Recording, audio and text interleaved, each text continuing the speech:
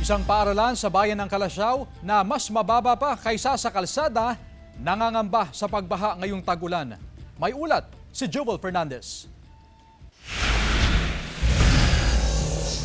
Tuwing may malalakas na pag-ulan, binabaha ang Balingit Constantino Lasip Elementary School sa Kalasyaw, Pangasinan. Abot hanggang baywang umano ang baha nitong nagdaang taon. Pangamba ng mga guro na tataas pa ang antas ng baha ngayong pinapataasan pa ang kalsada sa labas ng paaralan. Pagsapit na rin po kami ng resolution, pinareceive na rin namin sa SGO sa division office, which was ina-actionan din naman nila. Yes. Nakakausap din naman namin si Engineer Steve na sabi niya, nakarating na raw ito sa central office, yung situation ng school namin. Ang eksena sa tuwing binabaha ang loob ng paaralan, itinataas ang kanilang mga gamit. Hanggang dito, yung last, yung pinaka-last. Hanggang dito po yung baha. Tumaas yan, baka makina. Yes po, baka lagpas na kami dito.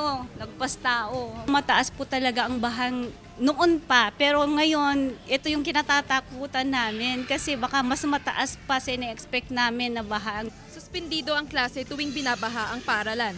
Nagpapatupad ng online class o modular learning upang hindi maantala ang pag-aaral ng mga bata. Sana tulungan niyo po kami sa school po kasi lagi pong bumabaha. Tapos gusto namin pong bagong eskulahan.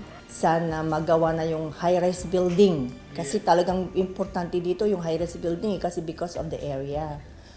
Yung maaprubahan na tapos as soon as possible. Sinusubukan pa ng GMA Regional TV na makakuha ng pahayag mula sa Schools Division Office na nakasasakop sa Kalasyaw, Pangasinan. Kasama si Ron Taniedo, Joel Fernandez, One North Central Luzon.